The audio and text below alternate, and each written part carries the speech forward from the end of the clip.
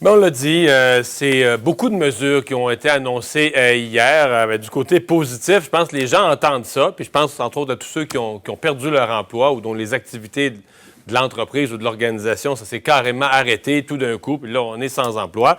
On se dit, bon, ben, je dois être couvert.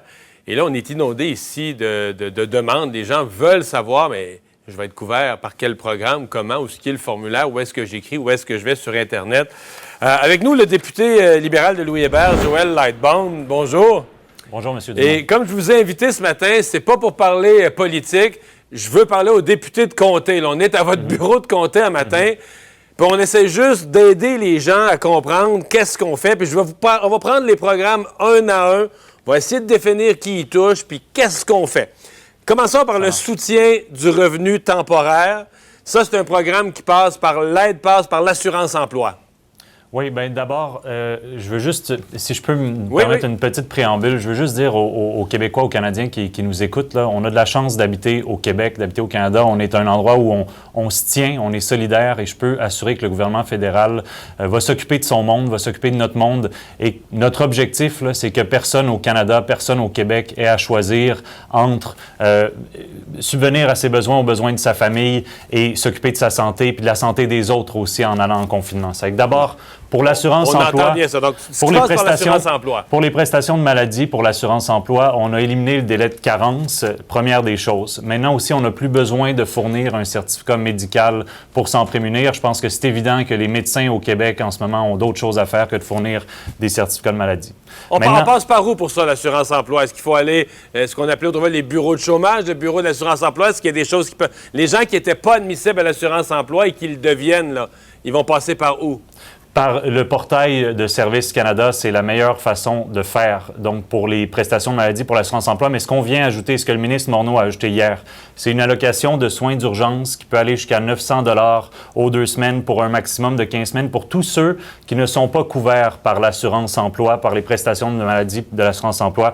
Donc, on parle, par exemple, des travailleurs autonomes, des travailleurs qui ne sont pas admissibles aux prestations. On pense à ceux qui ont besoin de prendre soin d'un membre de leur famille qui est atteint, par exemple, du COVID-19, qui ne sont pas admissibles aux prestations de maladie de l'assurance-emploi, ou encore des parents qui ont besoin de supervision ou de soins parce que les écoles sont fermées et qui ne sont pas, encore une fois, accessibles aux prestations d'assurance-emploi. Donc ça, c'est l'allocation de soins d'urgence.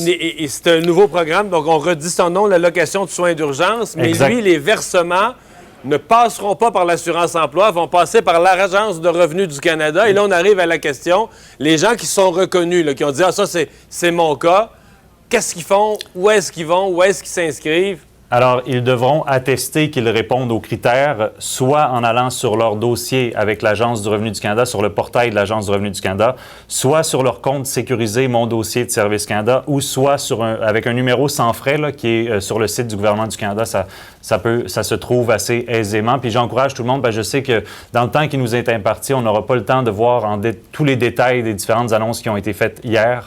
Mais j'invite les gens à aller sur le site du gouvernement du Canada. Tout y est expliqué le plus simplement possible dans les circonstances. Est-ce que c'est le site qu'on appelle Service Canada? Si vous allez sur canada.ca en ce moment, je pense que c'est assez simple de s'y rendre. On peut voir soutien financier aux particuliers, aux entreprises et les détails des différentes mesures sont expliqués. Ils vont apparaître là. Donc, il y a cet autre programme pour les pertes d'emploi à long terme. Donc, les gens carrément où l'entreprise ferme pour un temps, démise à pied. Et là aussi, c'est un programme, là, on parle d'allocation de soutien d'urgence qui va aussi passer par l'Agence de revenus du Canada. Oui, c'est exactement par l'Agence de revenus qui est plus flexible, qui est plus à même, disons, qui est plus efficace, si on veut, pour rendre l'argent le plus rapidement possible dans les poches de ceux qui en ont besoin. Ça va être pour ceux, par exemple, justement, comme vous mentionnez, qui sont mis à pied, qui perdent leur emploi ou qui voient une réduction d'heures importante dans leur charge de travail. On a réservé 5 milliards pour ce programme-là. Les détails vont suivre, mais pour tous ceux qui ont été mis à pied, qui ont perdu leur emploi, qui voient leurs heures réduites, il y aura de l'aide pour vous. Les détails vont venir, mais c'est 5 milliards qui ont été réservés pour ce programme-là. Donc, qui va être administré par pour ce programme-là, ce qui relève de l'Agence du revenu, vous me dites, si les gens vont aujourd'hui sur les portails, là, ils ne trouveront pas encore. Donc, moi, je lisais début avril, donc il faudra attendre une couple de semaines avant d'avoir l'information et de pouvoir s'inscrire. Avant d'avoir l'information, on essaie de faire ça le plus vite possible. Il y a des mesures législatives qui vont devoir être adoptées également, mais c'est sûr que ça va venir le plus rapidement possible. Mais sachez qu'il y aura du soutien pour tous ceux qui perdent leur emploi ou qui voient leurs heures réduites. Et les détails vont venir le plus rapidement possible. Mais donc, dans ces cas-là, ça ne donne rien aujourd'hui de se précipiter sur Internet, chercher un formulaire. Il faudra attendre dans ces cas-là pour... Il faut attendre, rester à l'affût, visiter aussi le site du gouvernement du Canada puis écouter des émissions comme la vôtre qui font un travail aussi remarquable d'information. Bon, il y a on l'a mentionné avec le professeur Godbout il y a 10 minutes, il y a 2 programmes, Crédit TPS, allocation pour enfants, où là, les gens... Encore là, je ne cherchais pas sur Internet, vous n'avez rien à faire, c'est bien ça? Exactement. Pour le crédit TPS, là, on parle exactement, vous avez les chiffres à l'écran, 600 $ pour un couple, 400 $ pour une personne seule, ça représente 5,5 milliards et ça, le paiement serait en mai, donc on vient doubler le crédit TPS pour cette année. Quant à l'allocation canadienne pour enfants, pour les familles qui s'y qualifient, ça sera en moyenne 550 $ par famille, 300 $ par enfant.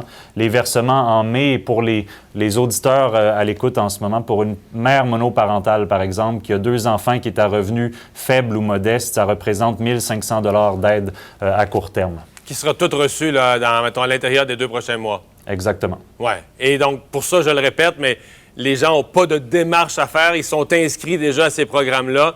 Ils vont juste recevoir un montant plus gros de la même façon qu'avant. C'est exact. Les institutions financières, vous pensez, parce que votre gouvernement a supporté les banques pour que les banques supportent le monde. Vous dites quoi aux gens? Est-ce que les gens peuvent se présenter à leurs institutions financières et se réclamer de ça, dire à leurs banquiers, hey, le gouvernement t'a donné le mandat de nous aider? Bien, le ministre Morneau, depuis le début de cette crise, a eu des discussions avec les dirigeants des grandes banques. On a un engagement ferme de leur part de permettre de reporter des paiements, par exemple des paiements sur la carte de crédit ou des paiements hypothécaires quand des particuliers ont des difficultés à assumer leurs obligations financières. Par exemple, pour les paiements hypothécaires, on parle de jusqu'à 6 mois. Mais les banques vont y aller au cas par cas, mais avec beaucoup de flexibilité. C'est l'engagement qu'on a de la part des banques canadiennes. Donc, c'est clair que si il y a un Québécois, un Canadien qui a de la misère à faire ses paiements, je l'invite à appeler son institution financière pour voir quelles ententes il peut avoir. Mais on a cet engagement-là des banques. Pour les PME aussi, on vient offrir une subvention de 10 % sur la masse salariale pour 3 mois jusqu'à concurrence de 25 000 $. Mais aussi, ça c'est une mesure importante, avec la Banque de développement du Canada, la BDC, on met 10 milliards en crédit pour les entreprises canadiennes qui en ont besoin. C'est une mesure qui a été efficace durant la crise de 2008. On ne réinvente pas la roue, on y va avec ça immédiatement. M. Ladebonde, merci d'avoir fait l'exercice avec nous. Je pense que ça va être très utile à beaucoup de gens. C'est moi qui vous remercie et je pense qu'il faut être solidaire tout le monde. Donc, merci beaucoup, M. Dumont. Merci.